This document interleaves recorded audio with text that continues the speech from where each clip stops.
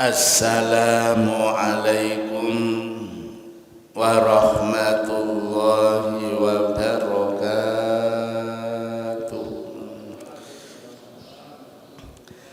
Bismillahirrahmanirrahim.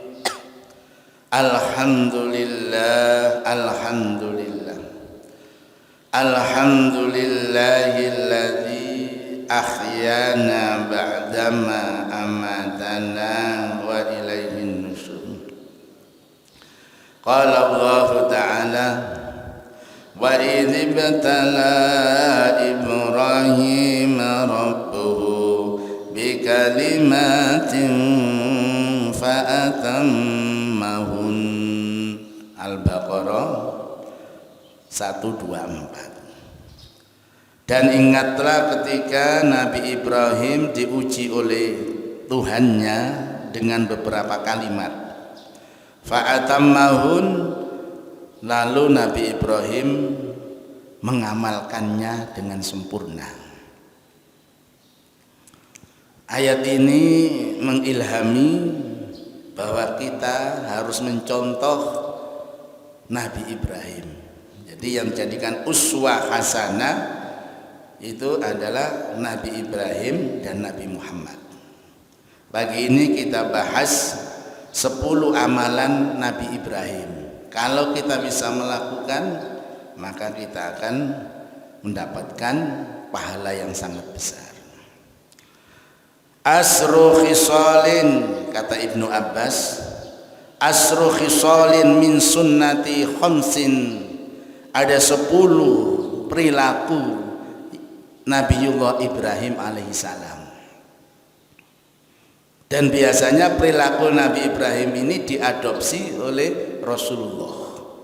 Karena di Qur'annya itu laqad kana lakum fi Rasulillahi uswatun hasanah, itu 2, Nabi Ibrahim dan Nabi Muhammad. Sampai diabadikan ketika tahiyat itu adalah Allahumma sholli ala sayyidina Muhammad wa ala ali sayyidina Muhammad kama shallaita ala sayyidina Ibrahim wa ala ali sayyidina Ibrahim. Gandeng.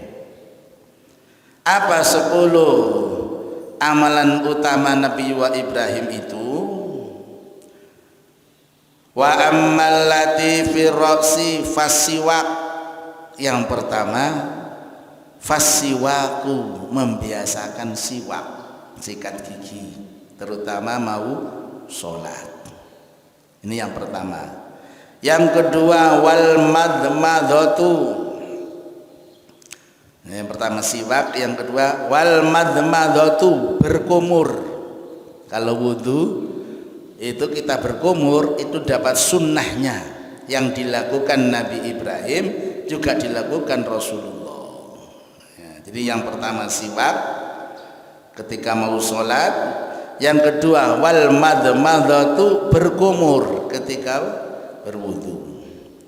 Wal istinsyaku, yang ketiga adalah istinsyak, memasukkan air ke dalam hidung kemudian dikeluarkan lagi, masukkan air ke dalam hidung dikeluarkan lagi, dan itu dilakukan Rasulullah ketika wudu.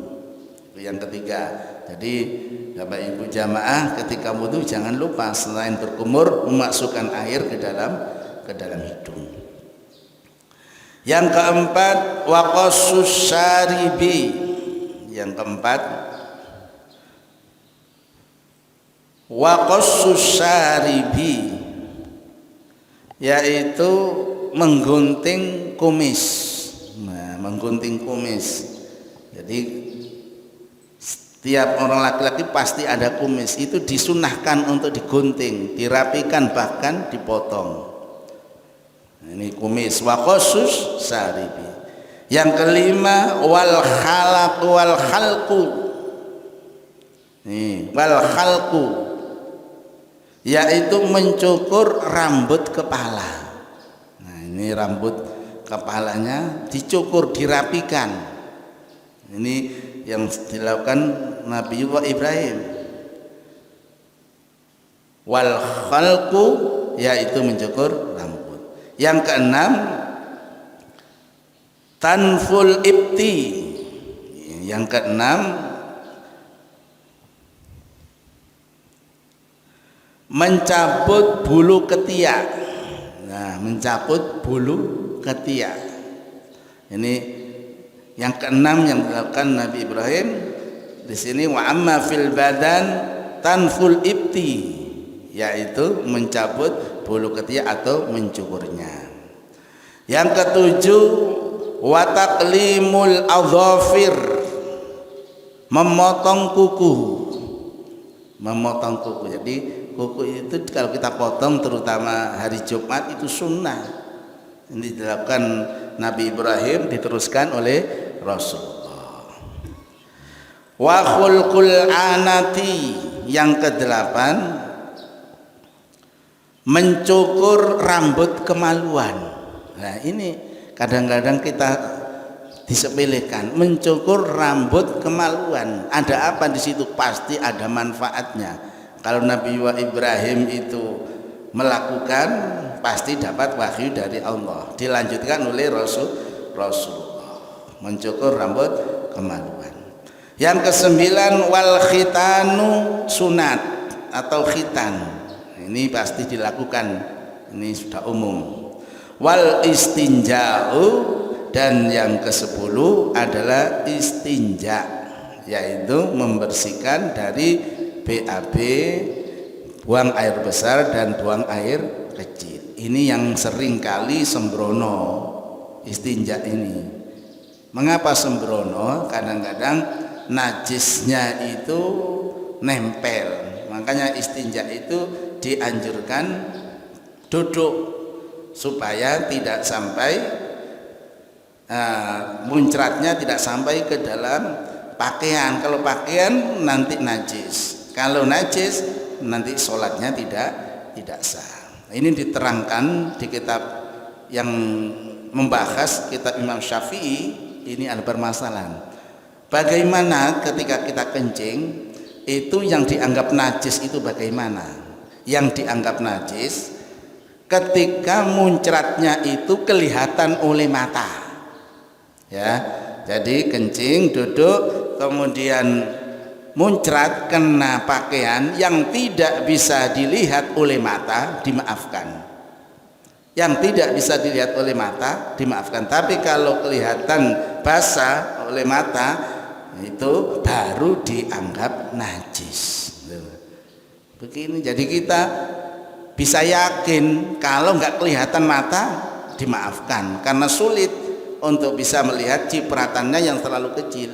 Ini juga di kitab Bidayatul Hidayah, Riyadul Badi'ah, sama dengan kita kalau ke masjid waktu hujan.